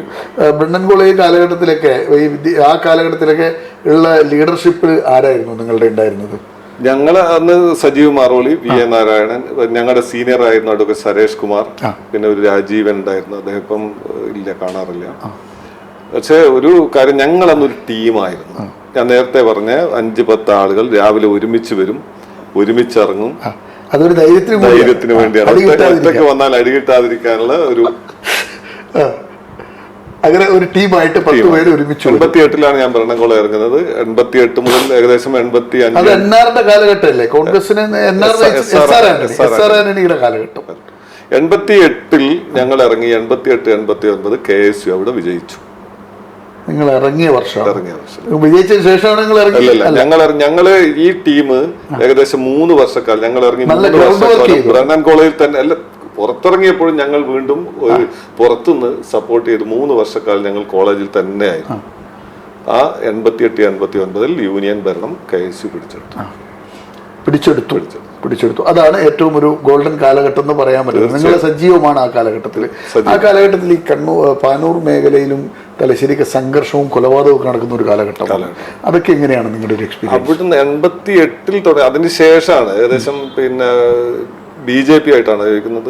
BJP CPM സംഘർഷവും കോൺഗ്രസ് CPM സംഘർഷവും ഒക്കെ നടക്കുന്ന ഒരു കാലം. കോൺഗ്രസ് CPM സംഘർഷം തുടങ്ങുന്നത് അതിന് ശേഷം 88-89 ഏകദേശം. കാരണം സേവറി സംഭവമൊക്കെ ഉണ്ടാകുന്നത് 89-ലല്ലേ? 89-90 കാലഘട്ടത്തിൽ ഞാനന്ന് KSUവിന്റെ ജില്ലാ സെക്രട്ടറിയാണ്. കോളേജിൽ നിന്ന് ഇറങ്ങി KSUവിന്റെ ജില്ലാ സെക്രട്ടറിയാണ് ഞാൻ. K. സുധാകരൻ കോൺഗ്രസിന്റെ അമരത്തേക്ക് വന്നു. ഞാൻ അദ്ദേഹത്തിന്റെ കൂടെ ഉറച്ചു നിന്ന ഒരാളാണ് അന്നും ഇന്നും. സംഘടനാ തെരഞ്ഞെടുപ്പിൽ പാനൂർ ബ്ലോക്കിൽ നിന്ന് DCC മെമ്പറായി മത്സരിച്ചു. പക്ഷെ അന്ന് ആ ടീമിന് പരാജയം വന്നു. കണ്ണൂർ ജില്ലയിൽ തോറ്റ അപൂർവം ബ്ലോക്കുകളിലൊന്ന് പാനൂരായിരുന്നു. അവിടെ എയും ഐയും ഒന്നിച്ചായിരിക്കും ആ സമയത്ത്. അതുകൊണ്ട് അവിടെ തൂക്കേണ്ടി വന്നു. അല്ല, നൂറുദ്ദീൻ സാഹിബ് തോറ്റു. അവിടെ ജയിച്ചു. ഈ ആ കാലഘട്ടത്തിൽ ഈ K. സുധാകരന്റെ കൂടെ നടക്കുന്ന കാലഘട്ടം ഉണ്ടല്ലോ, അന്നും ഇന്നൊക്കെ. K. സുധാകരൻ CPM-ഉമായിട്ട് നിരന്തരം ഫൈറ്റ് ചെയ്യുന്ന ഒരു കാലഘട്ടമാണ്. അപ്പൊ താങ്കളുടെ രാഷ്ട്രീയ പ്രവർത്തനത്തെ അതെങ്ങനെ ബാധിച്ചു? ശരിയായ ഒരു വെല്ലുവിളിയുള്ള ഒരു കാലഘട്ടമാണ്. ജീവിതത്തിൽ ഏറ്റവും കൂടുതൽ ക്രൈസിസ് നേരിട്ട്. കാരണം നാട്ടിൽ എനിക്ക് ഏകദേശം ഒരു 10-15ഓളം കേസുകൾ വന്നു. ഞാൻ എൻ്റെ ജീവിതത്തിൽ ആരെയും തല്ലിയിട്ടില്ല, പക്ഷെ തല്ലാതെ ഒരുപാട് കേസുകളിൽ പ്രതിയായി. പിന്നീട് കോടതി കയറുക തന്നെയായിരുന്നു ഒരുപാട് കാലം. പിന്നെ അദ്ദേഹമായിട്ട് വളരെ ആത്മബന്ധം ഉണ്ടായി. അതിന്നും തുടരുന്നു. ഈ കേസുകളൊക്കെ എന്തൊക്കെ കേസുകളാണ്? നാട്ടിലുള്ള കേസുകൾ, പുറത്തുള്ള CPM-കാരുമായിട്ടുള്ള രാഷ്ട്രീയ സംഘർഷം. പരിക്കേറ്റുണ്ടോ ഏതെങ്കിലും ഒരു സംഘർഷത്തിൽ? 2-3 തവണ. വിരണം കോളേജിൽ പഠിക്കുമ്പോ പലതവണ ആശുപത്രി കിടന്നിട്ടുണ്ട്. നാട്ടിൽ അങ്ങനെ ഗൗരവത്തിലുള്ള പരിക്ക് പറ്റി കിടന്നിട്ടില്ല. അവിടെയൊക്കെ ഈ സംഘർഷം മൂത്ത കാലഘട്ടത്തിൽ താങ്കളുടെ യാത്രയൊക്കെ എങ്ങനെയുണ്ട്? എളുപ്പത്തിൽ സ്വതന്ത്രമായി സഞ്ചരിക്കാൻ പറ്റിയ സാഹചര്യം ഉണ്ടായിരുന്നില്ല. അപ്പൊ എങ്ങനെയായിരുന്നു അതെല്ലാം കൈകാര്യം? അതൊക്കെ അങ്ങ് മാനേജ് ചെയ്യലാണ്. ഒരുവിധം അങ്ങനെ രക്ഷപ്പെട്ട് പോക്കാണ്. പിടിച്ചു നിന്നു ആ കാലത്ത് അല്ലേ? അങ്ങനെ ഡിഗ്രി കഴിഞ്ഞിട്ട് പിന്നെ അടുത്തത് എന്തായിരുന്നു പരിപാടി? ഡിഗ്രി കഴിഞ്ഞിട്ട് 10 വർഷക്കാലം ഫുൾ ടൈം രാഷ്ട്രീയം, പൂർണ്ണമായും. അതിനിടയ്ക്ക് യൂത്ത് കോൺഗ്രസിന്റെ ജില്ലാ സെക്രട്ടറി ആയി. KSUവിന്റെ ജില്ലാ സെക്രട്ടറി, യൂത്ത് കോൺഗ്രസിന്റെ ബ്ലോക്ക് പ്രസിഡന്റ്. 5ാം ക്ലാസ്സിൽ KSU സ്ഥാനാർത്ഥിയായി മത്സരിച്ച് ജയിക്കുന്നു. അതിനുശേഷം KSUവിന്റെ ആദ്യ പോസ്റ്റ് ഏതാണ് കിട്ടുന്നത്? ഞാൻ KSUവിന്റെ ജില്ലാ ബ്രണ്ണൻ കോളേജ് യൂണിറ്റ് പ്രസിഡന്റ്. അത് കഴിഞ്ഞ് KSU ജില്ലാ സെക്രട്ടറി. അത് കഴിഞ്ഞിട്ട് യൂത്ത് കോൺഗ്രസിന്റെ ബ്ലോക്ക് പ്രസിഡന്റ്, യൂത്ത് കോൺഗ്രസിന്റെ ജില്ലാ സെക്രട്ടറി, കോൺഗ്രസിന്റെ ബ്ലോക്ക് പ്രസിഡന്റ്, കോൺഗ്രസിന്റെ ജില്ലാ സെക്രട്ടറി. ഈ പ്രക്ഷോഭങ്ങളൊക്കെ ആ കാലത്ത്, ജനകീയ പ്രക്ഷോഭങ്ങൾക്കൊക്കെ നേതൃത്വം കൊടുത്ത ഏതൊക്കെ? ഞാൻ ആ സമയത്ത് പ്രധാനപ്പെട്ടത് പഞ്ചായത്ത് രാജ് തെരഞ്ഞെടുപ്പ് ആദ്യം നടന്നപ്പോൾ ഞാൻ കൂത്തുപറമ്പ് ബ്ലോക്ക് പഞ്ചായത്ത് മെമ്പറായി ജയിച്ചിട്ടുണ്ട്. ജനപ്രതിനിധിയായിരുന്നു. കൂത്തുപറമ്പിൽ അന്ന് ഏക പ്രതിപക്ഷമാണ്, ഒറ്റ മെമ്പർ. കൂത്തുപറമ്പ് ബ്ലോക്ക് പഞ്ചായത്തിൽ ഏക പ്രതിപക്ഷ മെമ്പറായിട്ട്. ഏത് ബ്ലോക്കിൽ നിന്നാണ്? ഞാൻ കടവത്തൂർ ഡിവിഷൻ. ആ ഒരു ഡിവിഷൻ ഉണ്ടായിരുന്നു. എത്ര വോട്ടിന്റെ ഭൂരിപക്ഷത്തിലാണ് ജയിച്ചത്? ഞാൻ 347 വോട്ടിന് ജയിച്ചു. ഈ കൂത്തുപറമ്പ് ബ്ലോക്ക് പഞ്ചായത്തിൽ ഏക പ്രതിപക്ഷ അംഗമായിരിക്കുമ്പോൾ ഈ മൃഗീയ ഭൂരിപക്ഷത്തോട് എങ്ങനെയാണ് അന്ന് അവകാശങ്ങൾ നേടിയെടുക്കാൻ നടത്തിയ പ്രവർത്തനങ്ങൾ? പോരാട്ടമൊന്നും നടക്കൂലല്ലോ. അല്ല, ഒന്നും നടക്കൂല. എന്താണ് ചെയ്തുകൊണ്ടിരുന്നത്? നല്ല ഡയലോഗ്. ഒരു പോരാട്ടം നടക്കൂല. കാരണം സൗഹൃദത്തിൽ അന്ന് ബ്ലോക്ക് പഞ്ചായത്ത് പ്രസിഡന്റ്, ഇന്നത്തെ എനിക്ക് തോന്നുന്നു മഹിളാ ഫെഡറേഷന്റെ ജില്ലാ പ്രസിഡന്റ് ലീലയാണ് അന്ന് ബ്ലോക്ക് പ്രസിഡന്റ്. പാട്യം അവരായിരുന്നു ബ്ലോക്ക് പഞ്ചായത്ത്. നല്ല സൗഹൃദം, നന്നായിട്ട് സഹകരിച്ചു. ഞാൻ അങ്ങോട്ട് സഹകരിച്ചു, അവരിങ്ങോട്ട് സഹകരിച്ചു. നല്ല രീതിയിൽ കൊണ്ടുപോകാൻ സാധിച്ചു. 5 വർഷം. എപ്പോഴാണ് സർവീസിൽ കയറുന്നത്? സർവീസിൽ ഒരു ബാങ്കിൽ സെക്രട്ടറി ആയിട്ട് ജോലി കിട്ടില്ല. അതിനുശേഷം ഞാൻ K. സുധാകരൻ മന്ത്രിയായപ്പോൾ അദ്ദേഹത്തിന്റെ അസിസ്റ്റന്റ് പ്രൈവറ്റ് സെക്രട്ടറി ആയി. വനംവകുപ്പ് മന്ത്രി. എത്ര വർഷം? 3 വർഷം. അദ്ദേഹം മന്ത്രിയായിരുന്ന കാലഘട്ടത്തിൽ അദ്ദേഹത്തോട് 3 വർഷക്കാലം. ആ എക്സ്പീരിയൻസ് എങ്ങനെ? കാരണം ഈ കണ്ണൂർ പോലുള്ള ഒരു ജില്ലയിൽ നിന്ന് തിരുവനന്തപുരം എന്ന് പറഞ്ഞു കഴിഞ്ഞാൽ രാഷ്ട്രീയ കളികളുടെ ആസ്ഥാനത്തേക്കാണ് താങ്കൾ എത്തുന്നത്. പത്മനാഭസ്വാമി കിടന്നിരിക്കുന്നതിനെ കാലുവാരുന്ന് പേടിച്ചിട്ടാണെന്ന് ആളുകൾ തമാശയായി പറയും. എങ്ങനെയാണ് തിരുവനന്തപുരത്ത് എത്തിയപ്പോൾ എക്സ്പീരിയൻസ്? തിരുവനന്തപുരത്ത് പൊളിറ്റിക്കൽ എക്സ്പീരിയൻസ് അല്ലല്ലോ. അവിടെ ഓഫീസിൽ ഓഫീസിൽ പ്രൈവറ്റ് അഡീഷണൽ PS ആയിട്ടില്ലേ? Assistant private. ഞാൻ ആദ്യം എന്റെ പോസ്റ്റ് അഡീഷണൽ PA ആയിരുന്നു. അതിനുശേഷം അവിടെ എത്തി 1 വർഷം കൊണ്ട് എന്നെ അസിസ്റ്റന്റ് പ്രൈവറ്റ് സെക്രട്ടറി ആയി. എന്തായിരുന്നു ആ അനുഭവങ്ങൾ? നല്ല ഒരു ലൈഫിൽ ശരിക്കും ഒരു വഴിത്തിരിവുണ്ടായ ഒരു പോസ്റ്റാണ്. ജീവിതത്തിൽ ഒരു കാഴ്ചപ്പാട്. എന്തൊക്കെ സമൂഹത്തിന് വേണ്ടി ചെയ്യാൻ പറ്റും? ഒരുപാട് കാര്യങ്ങൾ ചെയ്യാൻ പറ്റി. പിന്നെ ഒരുപാട് പല സ്ഥലങ്ങളിലുള്ള ആളുകളുമായി ബന്ധമുണ്ടാക്കാൻ സാധിച്ചു. കേരളം മുഴുവൻ ബന്ധമുണ്ടാക്കാൻ സാധിച്ചു. നല്ല എക്സ്പീരിയൻസ് ആയിരുന്നു. ഏറ്റവും പ്രധാനപ്പെട്ടത് നിങ്ങൾ പറഞ്ഞതുപോലെ ആളുകൾക്ക് ഒരുപാട് സഹായങ്ങൾ ചെയ്തു കൊടുക്കാൻ പറ്റിയ ഒരു മേഖലയായിരുന്നു. ആ 3 വർഷത്തെ അനുഭവം കൊണ്ട് വനത്തെക്കുറിച്ച് നമുക്കിപ്പോൾ കരയിലെ ഒരു പ്രധാനപ്പെട്ട നമ്മുടെ പ്രകൃതിയെ സംരക്ഷിക്കുന്ന ഏറ്റവും വലിയൊരു സംഭവമാണ് വനം. വനത്തെക്കുറിച്ച് താങ്കൾക്ക് കിട്ടിയ ഒരു ഗ്രാഹ്യം എന്താണ് ആ പോസ്റ്റിലിരുന്നപ്പോൾ? എന്താണ് ഉദ്ദേശിക്കുന്നത്? വനത്തെക്കുറിച്ച് നമ്മുടെ സാധാരണ നാട്ടുകാർക്ക് വനത്തെക്കുറിച്ച് വലിയ അറിവൊന്നുമില്ല. കാടുണ്ട്, കാട്ടിൽ കുറേ വന്യജീവികളുണ്ട്, കുറേ ആളുകൾ കൊള്ളയടിക്കുന്നുണ്ട്, കുറേ ആളുകൾ മരം കട്ടുകൊണ്ട് പോകുന്നുണ്ട്. ഇപ്പം മുട്ടിൽ മരം മുറിയെല്ലാം നമ്മൾ കേൾക്കുന്നുണ്ടല്ലോ. അപ്പോൾ അങ്ങനെയൊക്കെ കേൾക്കുന്നതിൽ നിന്ന് വനത്തെക്കുറിച്ച് താങ്കൾ പഠിച്ചൊരു പാഠം ഒരു മനുഷ്യർക്ക് പറഞ്ഞു കൊടുക്കാൻ പറ്റുന്ന ഒരു അനുഭവം പറയാൻ പറ്റും? വനം എന്താണ്? നിങ്ങൾ കണ്ട വനം വകുപ്പ് എന്താണ്? അതായത് വളരെ സിമ്പിൾ ചോദ്യം. തീർച്ചയായിട്ടും വനം വകുപ്പ് ശരിക്കും ശ്രദ്ധിക്കേണ്ട ഒരു ഡിപ്പാർട്ട്മെന്റാണ്. ഒന്ന്, നമ്മുടെ കണ്ണ് തെറ്റിയാൽ എന്തും ചെയ്യാൻ മടിക്കാത്ത ഒരുപാട് ഉദ്യോഗസ്ഥന്മാരും അതിന് കൂട്ടുനിൽക്കുന്ന ആളുകളും ഉള്ള ഒരു വിഭാഗമാണ്.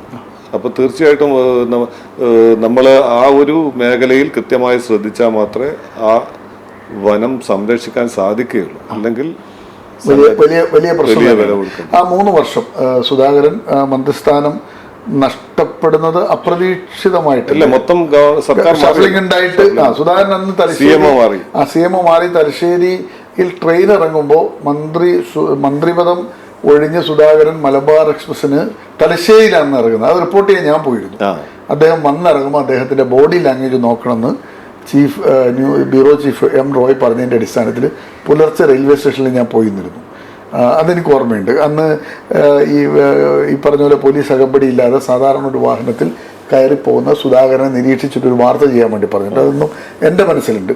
ആ അധികാരത്തിൻ്റെ ശ്രേണിയിൽ തിരുവനന്തപുരത്ത് സെക്രട്ടേറിയറ്റിൽ കേരളം മുഴുവൻ ഫോൺ കോളിൽ നിയന്ത്രിക്കാൻ പറ്റുന്ന ഒരു പോസ്റ്റാണ് മന്ത്രിയുടെ ആഫീസിലെ പോസ്റ്റ്. ചെറുതല്ല ആ പോസ്റ്റ്. ആരെയും വിളിക്കാം. വനം മന്ത്രിയുടെ ആഫീസ് സുധാകരൻ എന്ന് പറഞ്ഞാൽ അത്ര പ്രമുഖനാണ്. ഏതൊരാളെയും വിളിക്കാവുന്ന അധികാര കേന്ദ്രത്തിൽ നിന്ന് നേരെ താഴത്തേക്ക് വരികയാണ്. ആ അനുഭവം എങ്ങനെയാണ് ശരിക്കും?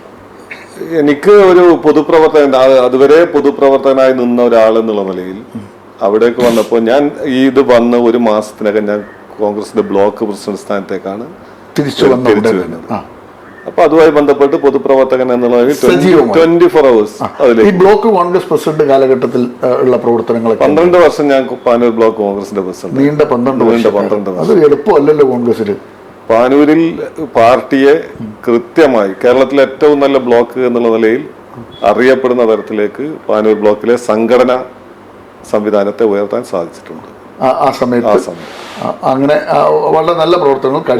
അത് കഴിഞ്ഞപ്പോഴാണ് ഈ സഹകരണ പ്രസ്ഥാനത്തിലേക്ക് വരുന്നത്. ഇതിനിടയിലാണ് ഞാൻ പാനൂർ ബ്ലോക്ക് പ്രസിഡന്റ് ആയിരിക്കുന്നതിനിടയിലാണ് എൻ്റെ നാട്ടിൽ ഞങ്ങളൊരു സഹകരണ സംഘം ആരംഭിക്കുകയും അതിന്റെ പ്രാഥമികമായി അതിനെ കൊണ്ടുപോകാൻ ഞാൻ അപ്പോഴത്തേക്ക് HDC കംപ്ലീറ്റ് ചെയ്തിരുന്നു. അതിന്റെ സെക്രട്ടറി ആയി എന്നോട്. സാധാരണ ഒരു ബാങ്ക് സഹകരണ സംഘം ഉണ്ടാക്കി എന്റെ പ്രസിഡന്റ് സ്ഥാനത്തേക്കല്ലേ വരേണ്ടത്? എന്തുകൊണ്ട് നിങ്ങൾ സെക്രട്ടറി പോസ്റ്റിലേക്ക് വന്നു? അല്ല, അതിനെ നന്നായി കൊണ്ടുപോകണമെങ്കിൽ നല്ലൊരു ചീഫ് എക്സിക്യൂട്ടീവ് വേണം എന്ന് തോന്നി. അതുകൊണ്ട് അവിടെയുള്ള പാർട്ടിയുടെ ആളുകൾ അത് ആവശ്യപ്പെട്ടു. അങ്ങനെ ഞാൻ ആ ഒരു രംഗത്തേക്ക്. അല്ല, ബ്ലോക്ക് പ്രസിഡന്റ് ആയിരുന്ന ഒരാൾക്ക് ഒരു സഹകരണ സംഘം രൂപീകരിക്കുമ്പോൾ അതിന്റെ പ്രസിഡന്റ്ഷിപ്പിലേക്കാണല്ലോ സാധാരണ പോവുക. അതെനിക്ക് തോന്നുന്ന ഒരു വെറൈറ്റിയാണ്. സാധാരണ സെക്രട്ടറി പോസ്റ്റിലേക്ക് ആരും പോകാറില്ല. അത് സത്യം പറഞ്ഞ ഒരു പേയ്മെന്റ് പോസ്റ്റാണ്. അത് വാങ്ങിയിട്ടാണ് ആ സഹകരണ സംഘം വളർത്തുക ശരിക്കും. അങ്ങനെ ഒരു പോസ്റ്റ് ഒരാളെ നിയമിക്കാതെ താങ്കൾ തന്നെ അതിന്റെ ഉത്തരവാദിത്തം ഏറ്റെടുത്തതിന് പിന്നിൽ വേറെന്തെങ്കിലും ഒന്നുമില്ല. ഞാനത് അതിനെ നന്നായി കൊണ്ടുപോകണം. ഒരു നല്ല രാഷ്ട്രീയ സംഘത്തിന്റെ പേരെന്താണ്? Kadavathur cooperative urban society. ഇപ്പോഴും നന്നായി പോകുന്നുണ്ട്. എത്ര കാലം ആ സെക്രട്ടറി പദവിയിൽ ഉണ്ടായിരുന്നു? ഞാനൊരു 17 വർഷക്കാലം. നീണ്ട 17 വർഷക്കാലം അതിന്റെ സെക്രട്ടറി പദത്തിലുണ്ടായിരുന്നു. എപ്പോഴാണ് അത്? ഇപ്പോഴും ഞാൻ റിട്ടയർ. ഞാൻ അവിടെ ലോങ് ലീവിലാണ്. ഇപ്പോഴും ലീവ് എടുത്തിട്ടാണ് ഈ പോസ്റ്റിലേക്ക് ഇതിന്റെ ഇന്ദിരാഗാന്ധി സഹകരണ ആശുപത്രിയുടെ സ്ഥാനത്തിരിക്കുന്നത്. ഈ 17 വർഷത്തെ ഒരു അനുഭവം എങ്ങനെയാണ് ആ ഒരു സെക്രട്ടറി പദവി? അതിന് നല്ല രീതിയിൽ അതിനെ വളർത്തിക്കൊണ്ടുവരാൻ സാധിച്ചു. 2 നീതി മെഡിക്കൽ സ്റ്റോറുകൾ, ഒരു ബ്രാഞ്ച്, ഏകദേശം 30ഓളം ആളുകൾ വ്യത്യസ്ത മേഖലയിൽ ജോലി കൊടുക്കാൻ പറ്റുന്ന ഒരു സാഹചര്യം ഉണ്ടായി. നന്നായിട്ട് പ്രവർത്തിക്കുന്നു. എത്ര കോടിയുടെ ഇതുണ്ട് മൂലധനം? ഇപ്പോഴത് 11 കോടിയിലധികം ഡെപ്പോസിറ്റും ഏകദേശം 14 കോടിയോളം രൂപയുടെ ഒരു ഗ്രാമപ്രദേശം കടവത്തൂർ എന്ന കൊച്ചു ഗ്രാമത്തിൽ അത് നല്ല നിലക്ക് നടക്കുന്നു. നന്നായി പോകുന്നുണ്ട്. എത്ര 30 ജീവനക്കാരുണ്ട്? 30ഓളം ആളുകൾ ഡയറക്റ്റ് അല്ലെങ്കിൽ 30ഓളം ആളുകൾ പല വിഭാഗങ്ങളിലായി ജോലി ചെയ്യുന്നു. ഈ സഹകരണ മേഖലയിൽ അവിടെ ഇത്തരം പ്രസ്ഥാനങ്ങൾ വരുമ്പോൾ CPM ഒക്കെ പിടിച്ചെടുക്കാനൊക്കെ ശ്രമിക്കലുണ്ട്. അങ്ങനെ വല്ല ശ്രമങ്ങളും താങ്കളുടെ കാലഘട്ടത്തിൽ ഉണ്ടായിട്ടില്ല. അവിടെ ഈ പാനൂർ മേഖല എന്ന് പറഞ്ഞാൽ ഇപ്പം ബ്ലോക്ക് പ്രസിഡന്റ് സ്ഥാനത്ത് എത്ര വർഷമാണ്? 12 വർഷം. ഈ 12 വർഷ കാലഘട്ടത്തിൽ അവിടെ ഉണ്ടായ ഒരു അനുഭവങ്ങൾ എന്തൊക്കെയാണ്? ഈ രാഷ്ട്രീയ പ്രസ്ഥാനം, നിങ്ങളുടെ പ്രസ്ഥാനത്തെ നിങ്ങൾ വളർത്തി, പക്ഷെ പൊതുവെ ഒരു സുഖമില്ലാത്ത രാഷ്ട്രീയ അന്തരീക്ഷമുള്ള ഒരു പ്രദേശം എന്ന നിലയ്ക്ക് താങ്കളുടെ രാഷ്ട്രീയ പ്രവർത്തനത്തിന്റെ രീതികൾ അവിടെ എങ്ങനെയാണ് താങ്കൾ കൊണ്ടുപോയത്? ഏറ്റവും കൂടുതൽ രാഷ്ട്രീയ സംഘർഷങ്ങൾ നടന്ന കാലം, കൊലപാതകം നടന്നത്. അത് കോൺഗ്രസ് CPM എന്നുള്ളതിന്റെ ഒരു മാറ്റം വന്ന അവിടെ ഞങ്ങളുടെ മേഖലയിൽ BJP CPM സംഘർഷമായിരുന്നു. എൻ്റെ പഞ്ചായത്ത് തൃപ്പങ്ങോട്ടൂർ പഞ്ചായത്തിൽ ഒരു ദിവസം ഒരു വൈകുന്നേരം ഒരു ഡ്രൈവർ, സുരേന്ദ്രൻ എന്ന് പറയുന്ന ഡ്രൈവർ പൊയിലൂരിൽ കൊല ചെയ്യപ്പെട്ട് പിറ്റേ ദിവസം നേരം വെളുക്കുമ്പോഴേക്ക് 4 ആളുകൾ പൊയിലൂരിൽ, 2 CPM-കാരനും 2 BJP-കാരനും. അതൊക്കെ നേരിട്ട് ആ വീടുകളിലൊക്കെ ഞാൻ പോയിട്ടുണ്ട്. കാരണം കോൺഗ്രസ്സുകാരൻ എന്നുള്ള നിലയിൽ പുറത്തു പോകാൻ സാധിക്കുന്നത് CPM രാഷ്ട്രീയ പ്രവർത്തകൻ താങ്കളായിരുന്നു. കോൺഗ്രസ്സുകാർക്ക് അന്ന് സമാനത്തിന് പോകാൻ കഴിയും. CPM-കാർക്കും BJP-കാർക്കും ഇറങ്ങാൻ പറ്റാത്ത സാഹചര്യമായിരുന്നു. അപ്പോൾ അതൊരു ശരിക്കും ഈ വീടുകളിലൊക്കെ പോകുമ്പോൾ കാണുന്ന രംഗങ്ങൾ വളരെ നമുക്ക് പൊളിറ്റിക്സിന്റെ ഇത്തരത്തിലുള്ള ഒരു രൂപത്തെക്കുറിച്ചുള്ള വല്ലാതൊരു അനുഭവമാണ് ഉണ്ടായിട്ടുള്ളത്. ഏറ്റവും വേദനിപ്പിച്ച ഒരു രാഷ്ട്രീയ കൊലപാതകം മനസ്സിൽ നിന്ന് പറയാൻ പറ്റും, തൊട്ടടുത്തറിയുന്ന ഒരു സംഭവം? എൻ്റെ ഒരു സുഹൃത്തുണ്ട് അനീഷ്, അവൻ CPM-കാരനായിരുന്നു. പുലർച്ചെ അവൻ സ്വന്തം വീട് ഈ കല്ല് വെട്ട് തൊഴിലാളിയായിരുന്നു. അത് ചെറിയൊരു കോൺട്രാക്ടറായി. ഇവൻ അവിടുത്തെ CPM-ന്റെ ബ്രാഞ്ച് സെക്രട്ടറി അങ്ങനെ തോന്നുന്നു, പാറാട്. രാത്രി പക്ഷെ സ്വന്തം വീട്ടിലല്ല കിടക്കുക, തൊട്ടടുത്തുള്ള കൃഷിഭവന്റെ മുകളിലാണ് ഭയന്നിട്ട്. രാവിലെ ജോലിക്ക് പോകാൻ വേണ്ടി പുലർച്ചെ ഇറങ്ങുമ്പോഴാണ് ആളുകൾ പിന്നാലെ ഓടിയത്. സുരക്ഷിതമായി കിടക്കാൻ വേണ്ടിയിട്ടാണ് കൃഷിഭവനിൽ പോയി കിടക്കുന്നത്. വീട്ടിൽ കിടന്നാൽ പിടിക്കുന്നുള്ളതുകൊണ്ട് വീടുണ്ട്, അവിടെ വാതിലുണ്ട്, ബന്ധുക്കളുണ്ട്, പക്ഷെ വീട്ടിൽ കിടന്നിറങ്ങാൻ പറ്റുന്നില്ല. പുലർച്ചെ ആ ചെറുപ്പക്കാരൻ അദ്ദേഹത്തിന്റെ ബോഡി കിട്ടിയത് മുൾപ്പടർപ്പുകൾക്കിടയിലാണ്. കാറ്റിനുള്ളിൽ അതിൽ ആ സമയത്ത് കുറച്ച് വേറെ രീതിയിലുള്ള കുറച്ച് വ്യാഖ്യാനങ്ങളൊക്കെ ഉണ്ടായിരുന്നു പുലർച്ചെ ആയതുകൊണ്ട്. അപ്പൊ താങ്കള് അത് പറഞ്ഞപ്പോഴാണ് അതിനൊരു യഥാർത്ഥ ചിത്രം. അതൊന്നും അങ്ങനെ ആരും പറഞ്ഞിട്ടില്ല ആ കാലത്ത്. ഞാൻ അത് റിപ്പോർട്ട് ചെയ്തൊരു മാധ്യമപ്രവർത്തനം എന്നുള്ള നിലക്ക് ആ കൊലപാതകത്തെ കുറിച്ച് ഈ പുലർച്ചെ 4 മണി ആയതുകൊണ്ട് അതിലൊരല്പം മറ്റ് കഥകളൊക്കെ കൊണ്ടുവരാൻ ആളുകൾ ശ്രമിച്ചിരുന്നു. അപ്പൊ ഇതാണ് അതിന്റെ ആ ഒരു മരണം. ആ വീട്ടിൽ പോയിരുന്നു? പോയിരുന്നു. ആ കുടുംബമായിട്ട് നല്ല ബന്ധമായിരുന്നു. ഞാൻ ഈ അനീഷ് പറയുന്ന ചെറുപ്പക്കാരനായിട്ട് മാത്രം എനിക്ക് പരിചയമുണ്ടായി. ഇന്ദിരാഗാന്ധി സഹകരണ ആശുപത്രിയുടെ അമരത്തേക്ക് KP സാജു എത്തുന്നു. അതൊരു അപ്രതീക്ഷിതമായ ഒരു സംഭവമാണ്. ആ സംഭവങ്ങളിലൂടെ നമുക്കൊന്ന് സഞ്ചരിക്കാം. ഇന്ദിരാഗാന്ധി സഹകരണ ആശുപത്രിയുടെ പ്രസിഡന്റ് സ്ഥാനത്തെത്തിയ ശേഷം താങ്കൾ ഇവിടെ നടത്തിയ വികസന പ്രവർത്തനങ്ങൾ എന്തൊക്കെയാണ്? ഈ ആശുപത്രി ഞങ്ങൾ വരുമ്പോൾ 15 കോടി രൂപയുടെ നഷ്ടത്തിലായിരുന്നു, ഒറ്റ നഷ്ടം. ഞങ്ങൾ വന്നപ്പോൾ കുറേ മാറ്റങ്ങൾ വരുത്തി ആശുപത്രിയിൽ. ആ മാറ്റങ്ങളുടെ അടിസ്ഥാനത്തിൽ ഈ കഴിഞ്ഞ വർഷം ഞങ്ങളുടെ ഭരണസമിതി അധികാരം ഏറ്റെടുത്ത് 1 വർഷം തികയുമ്പോഴേക്ക് അറ്റ നഷ്ടം കുറക്കാൻ സാധിച്ചു. 15 എന്നുള്ളത് 13 കോടിയാക്കി മാറ്റി. 2 കോടിയുടെ നഷ്ടം കുറച്ചു. അപ്പൊ ഈ ഒരു രൂപത്തിൽ അല്ലെങ്കിൽ കുറച്ചുകൂടി നന്നായി പോവുകയാണെങ്കിൽ തീർച്ചയായും നഷ്ടം കുറച്ചുകൊണ്ടുവന്ന് സംഘത്തെ ലാഭത്തിലേക്ക് കൊണ്ടുപോകാൻ സാധിക്കുമെന്നാണ് വിശ്വസിക്കുന്നത്. അങ്ങനെ ഈ 2 വർഷം കൊണ്ട് പിന്നെ എന്തൊക്കെ ഡെവലപ്മെന്റ്സ് ഉണ്ടാക്കി? മമ്പറം ദിവാകരൻ 1/4 നൂറ്റാണ്ട് കൊണ്ട് ഉണ്ടാക്കി വെച്ച ഈ പ്രസ്ഥാനത്തിൽ താങ്കളുടെ നേതൃത്വത്തിൽ ഉണ്ടായ പുരോഗമന പ്രവർത്തനങ്ങൾ എന്തൊക്കെയാണ്? ഒന്ന്, ഇതിന്റെ മുഖം മാറ്റി, മുഖച്ഛായ മൊത്തത്തിൽ ആശുപത്രിയുടെ മുഖച്ഛായ ഒരു റിനോവേഷൻ നടത്തി മാറ്റി. പിന്നീട് ഈ നമ്മുടെ സൂപ്പർ സ്പെഷ്യാലിറ്റി ബ്ലോക്ക്, ഇന്ദിരാഗാന്ധി ആശുപത്രിയുടെ സൂപ്പർ സ്പെഷ്യാലിറ്റി ബ്ലോക്ക് 2016 അതിന്റെ പ്രവർത്തനം നിന്നുപോയതാണ്. അപ്പൊ 2016 നിലച്ചു പോയ പ്രവർത്തനം അത് സ്റ്റേ ആണ് ഉണ്ടായിട്ടുള്ളത്. സബ് കളക്ടറുടെ സ്റ്റേ ആയിരുന്നു. നിലം സംബന്ധിച്ചുള്ള തർക്കമാണ്. ആ സ്റ്റേ വെക്കേറ്റ് ചെയ്ത് അതിന്റെ പ്രവർത്തനങ്ങൾ ആരംഭിക്കാനുള്ള എല്ലാ നിയമ നടപടികളും പൂർത്തിയാക്കി അതിന്റെ പെർമിറ്റ് കിട്ടി. അടുത്ത ഏകദേശം 2-3 മാസം കൊണ്ട് അതിന്റെ വർക്ക് കുരുക്കുകൾ മുഴുവൻ അഴിച്ചു. വലിയ പൈസ അടക്കാനുണ്ടായിരുന്നു, 2 കോടി 20 ലക്ഷം രൂപ തരം മാറ്റം എല്ലാം ക്ലിയർ ആയി. അവിടെ എന്തൊക്കെയാണ് വിഭാവനം ചെയ്യുന്നത്? അവിടെ സൂപ്പർ സ്പെഷ്യാലിറ്റി ബ്ലോക്കാണ്. അന്ന് വിഭാവനം ചെയ്തിരുന്നത് കാർഡിയോളജി ആയിരുന്നു മെയിൻ ആയിട്ടുള്ളത്. ഞങ്ങളിപ്പോ ന്യൂറോളജി, അതുപോലെ ട്രോമ കെയർ, കാർഡിയോളജി, 2, 3, 4 പിന്നെ സൂപ്പർ സ്പെഷ്യാലിറ്റി ബ്ലോക്കുകളാണ് ഉദ്ദേശിക്കുന്നത്. ഇന്ദിരാഗാന്ധി സഹകരണ ആശുപത്രി നിലവിൽ എന്തൊക്കെ സ്പെഷ്യാലിറ്റികളാണ് നിങ്ങൾ പ്രൊവൈഡ് ചെയ്യുന്നത്? ഏകദേശം മിക്കവാറും സൂപ്പർ സ്പെഷ്യാലിറ്റികളെല്ലാം ഉണ്ട്. എത്ര? ഓങ്കോളജി ഒഴിച്ച് ഏകദേശം എല്ലാ സൂപ്പർ സ്പെഷ്യാലിറ്റി. കാർഡിയോളജി ഏതുമായിട്ട് അത് ടൈപ്പ് ഉള്ളത് നമുക്ക് ശരിക്കും? Kozhikode metro hospital. ഇവിടെ എത്ര ഡോക്ടേഴ്സ് ഇപ്പോൾ സേവനം അനുഷ്ഠിക്കുന്നുണ്ട്? 48ഓളം ഡോക്ടേഴ്സ്. എത്ര ജീവനക്കാരുണ്ട്? 500-നടുത്ത്. എത്ര ബെഡാണുള്ളത്? 300 ബെഡാണ്. 300 ബെഡ്. ഇപ്പോഴും റൂം കിട്ടാത്ത ഒരു സാഹചര്യം ഹോസ്പിറ്റലിലുണ്ട്. ഈ ഇപ്പോഴത്തെ ഈ ജീവനക്കാർക്കുള്ള ആനുകൂല്യങ്ങൾ, നിങ്ങളുടെ ഒരു ഡ്യൂട്ടി ടൈം എത്ര മണിക്കൂറാണ്? എങ്ങനെയാണ് ജീവനക്കാരുമായിട്ടുള്ള ഒരു അന്തരീക്ഷം എങ്ങനെയാണ്? നല്ല സൗഹൃദ അന്തരീക്ഷമാണ്. ജീവനക്കാർക്ക് ഞങ്ങൾ വരുമ്പോ അവരുടെ ഗ്രേഡ് കുടിശ്ശികയായിരുന്നു, പല കുടിശ്ശികളും ഉണ്ടായിരുന്നു. നിലവിൽ എല്ലാ കുടിശ്ശികളും തീർത്തു. അവർക്കെനിക്ക് കൊടുക്കാൻ ഒന്നുമില്ല. കുടിശ്ശികകൾ മുഴുവൻ കൊടുത്തു തീർത്തു, ആനുകൂല്യങ്ങൾ മുഴുവൻ കൊടുത്തു. ഇനി അവരുമായിട്ട് നല്ല ബന്ധമാണ്. അവർക്ക് വേണ്ട അടിസ്ഥാനപരമായ എല്ലാ സൗകര്യങ്ങളും ചെയ്തു കൊടുക്കുന്നുണ്ട്. നമ്മുടെ പുതിയ ബ്ലോക്കിന്റെ നിർമ്മാണം എപ്പോൾ തുടങ്ങാനാണ് പ്ലാൻ? ഒരു 3 മാസം. അതിന്റെ ചില നമ്മുടെ എസ്റ്റിമേറ്റ് തയ്യാറാക്കുന്നുണ്ട്. അതിന്റെ ടെൻഡർ നടപടികൾ, കാരണം 16 നിർത്തിയ വർക്ക് റീടെൻഡർ ചെയ്യേണ്ടി വരും. അതിന്റെ സ്ട്രക്ചർ മൊത്തം മാറേണ്ടി വരും. സ്ട്രക്ചർ മാറേണ്ടി വരും. പുതിയ പ്ലാനിലാണോ വരുന്നത്? പ്ലാനിൽ അതിന്റെ സ്ട്രക്ചർ വർക്ക് അവിടെ കംപ്ലീറ്റ് ആയിട്ടുണ്ട്. പ്ലാനിൽ മാറ്റം വരില്ല, പക്ഷെ അതിനകത്തുള്ള ബ്ലോക്കുകളിൽ സൂപ്പർ സ്പെഷ്യാലിറ്റി വിങ്ങുകളിലൊക്കെ മാറ്റം വരും. നല്ല മാറ്റം വരും. അത് ഏതെങ്കിലും വായ്പയിലൂടെയാണോ അത് പ്ലാൻ ചെയ്യുന്നത്, അതെയോ ഓഹരി ശേഖരിച്ചുകൊണ്ടാണോ? രണ്ടും, ഓഹരിയായും വായ്പയായും രണ്ടും കൂടി ചേർത്തുകൊണ്ടുള്ള. തുടങ്ങണമെങ്കിൽ വായ്പയുടെ പ്രവർത്തനങ്ങളൊക്കെ വായ്പയുടെ ചില ബാങ്കുകളായിട്ട് ഇപ്പൊ നെഗോഷിയേഷൻ നടന്നുകൊണ്ടിരിക്കുന്നുണ്ട്. 3 മാസം കൊണ്ട് അതിന്റെ നിർമ്മാണം 3 മാസം കൊണ്ട് അതിന്റെ ടെൻഡർ നടപടികളിലേക്ക് കടക്കാൻ പറ്റും. എത്ര കാലം കൊണ്ട് അത് പൂർത്തിയാക്കാനാണ്? 2 വർഷം കൊണ്ട് പോകുന്നതിന് മുമ്പ് പൂർത്തിയാക്കണം ഉള്ളത്. പോകാൻ ഉണ്ടോ അങ്ങനെ ഒരു കാലാവധി? 5 വർഷമാണ്. 5 വർഷം കഴിഞ്ഞാലും താങ്കൾ പോകണമെന്ന് നിർബന്ധമല്ല. അത് പാർട്ടിയാണ്. പോണെന്ന് പറഞ്ഞാൽ അത് പോണെന്ന് ഇപ്പോഴേ തീരുമാനിച്ചു പോലെ തോന്നുന്നു. 5 വർഷത്തേക്കാണ് തെരഞ്ഞെടുപ്പ്. 5 വർഷം പൂർത്തിയാകുന്നതിന് മുമ്പേ അത് തീർക്കണം. അതിന്റെ നിർമ്മാണ പ്രവൃത്തി പൂർത്തിയാക്കണമെന്നുള്ള ആഗ്രഹം. അതിനെങ്ങനെയാ സപ്പോർട്ടൊക്കെ? ഏറ്റവും കൂടുതൽ ഷെയറുള്ള ഒരു ആശുപത്രി ഇന്ദിരാഗാന്ധി ആശുപത്രി. ഈ ഷെയർ ഉടമകൾക്കൊക്കെ എന്തെങ്കിലും ഓഹരി, അവരുടെ എന്തെങ്കിലുമൊക്കെ അവർക്ക് ലാഭവിഹിതം കൊടുക്കാൻ, ലാഭവിഹിതം കൊടുക്കണമെങ്കിൽ സഹകരണ രംഗത്ത് നെറ്റ് പ്രോഫിറ്റിലേക്ക് വരണം. അത് എളുപ്പമല്ല. അതാ ഞാൻ നേരത്തെ പറഞ്ഞത്.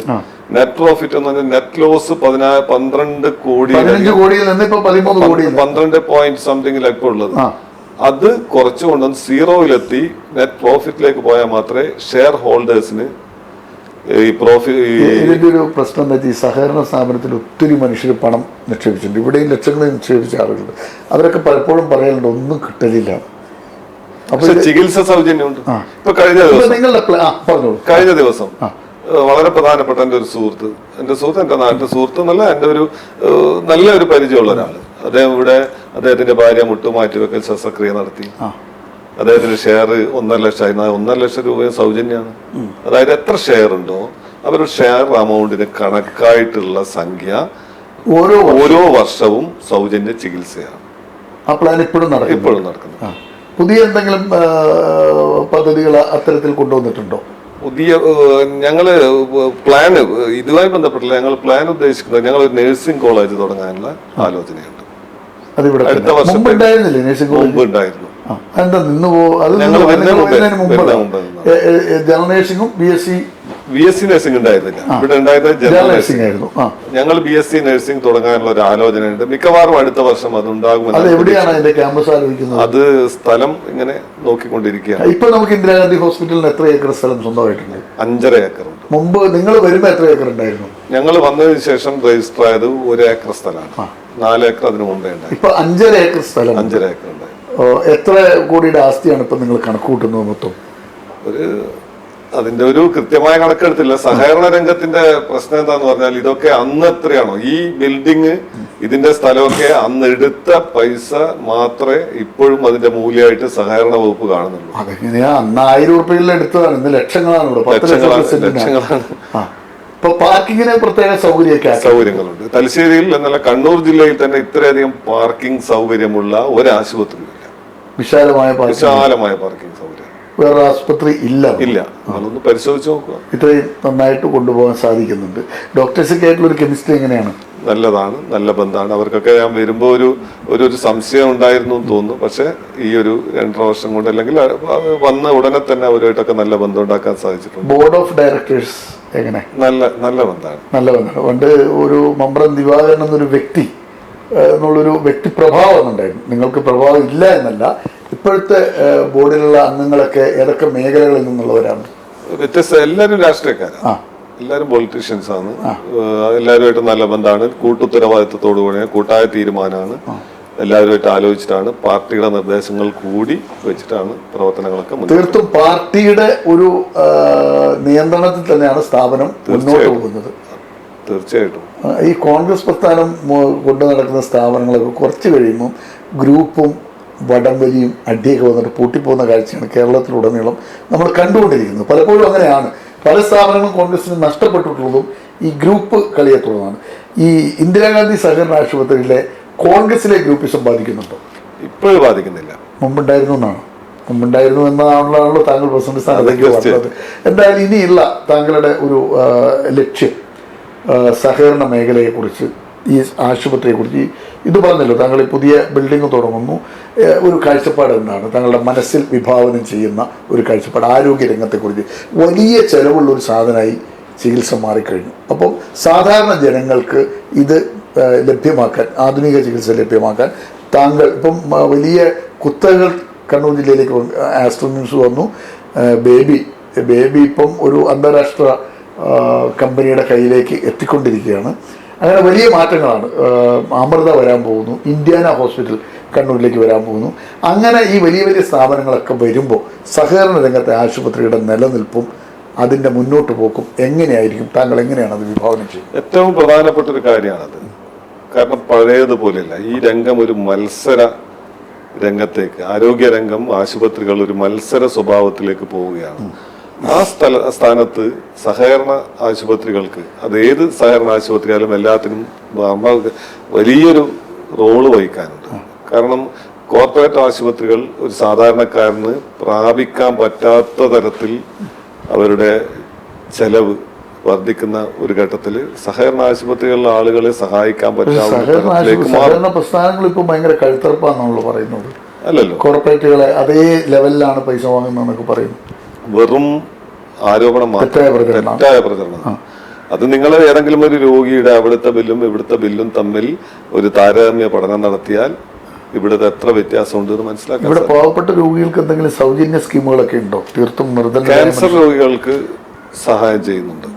പിന്നെ സാധാരണക്കാർ വരുമ്പോൾ അവരെ ഞങ്ങളെ കൊണ്ട് സഹായിക്കാൻ പറ്റാവുന്ന പരമാവധി സഹായത്തിന്റെ പരിധിയിൽ നിന്നുകൊണ്ട് ചെയ്യാൻ പറ്റുന്ന കാര്യങ്ങൾ ചെയ്തു കൊടുക്കാം. അപ്പോൾ നമ്മുടെ സമയം തീരുകയാണ്. ഇന്ദിരാഗാന്ധി സഹകരണ ആശുപത്രിയുടെ പ്രസിഡന്റ് ശ്രീ KP സാജു അദ്ദേഹത്തിൻ്റെ ജീവിതത്തിലൂടെ നടത്തിയ ഒരു യാത്രയാണ് ഈ എപ്പിസോഡിലുള്ളത്. ഇതിൽ നിന്ന് കുറേ പാഠങ്ങൾ നമുക്ക് പഠിക്കാനുണ്ട്. രാഷ്ട്രീയം, പൊതുപ്രവർത്തനത്തിൽ നേരിടുന്ന പ്രതിസന്ധികൾ, പഴയ കാലഘട്ടത്തിലെ വിദ്യാഭ്യാസം, അത് നേടാൻ നടത്തിയ യാത്രകൾ, അങ്ങനെ പ്രേക്ഷകർക്ക് മനസ്സിലാക്കാനും ജീവിതത്തിൽ ഇടയ്ക്കൊക്കെ ആലോചിക്കാനും, ഇന്ന് നമ്മൾ അനുഭവിക്കുന്ന സമ്പൽ സമൃദ്ധിയുടെ കാലഘട്ടം അല്ലാത്ത ഒരു കാലഘട്ടത്തിൽ പൊതുപ്രവർത്തന രംഗത്ത് മനുഷ്യർ എങ്ങനെ നിന്നു, എങ്ങനെ വളർന്നു വന്നു എന്നുള്ളത് നമുക്ക് കൃത്യമായ ഒരു പഠനം തന്നെയാണ് സാജുവിലൂടെ സക്സസ് സ്റ്റോറി നിങ്ങളുടെ മുന്നിൽ വെക്കുന്നത്. ഇത് ജീവിതത്തിൽ എവിടെയൊക്കെങ്കിലുമൊക്കെ പ്രേക്ഷകർക്ക് ഉപകാരപ്പെടട്ടെ. ഇന്ദിരാഗാന്ധി സഹകരണ ആശുപത്രിയുടെ വളർച്ചയുടെ അടുത്ത ഘട്ടത്തിലേക്ക് കടക്കുകയാണ്. 3 മാസം കൊണ്ട് പുതിയ സൂപ്പർ സ്പെഷ്യാലിറ്റിയുടെ ടെൻഡർ നടപടികൾ ആരംഭിക്കുകയാണ്. 2.5 വർഷം കൊണ്ട് ആ പദ്ധതി പൂർത്തിയാക്കണം എന്നാണ് സാജുവിൻ്റെ മനസ്സിലുള്ള പ്ലാൻ. അത് യാഥാർത്ഥ്യമാകട്ടെ എന്ന് നമുക്ക് ആശംസിക്കാം.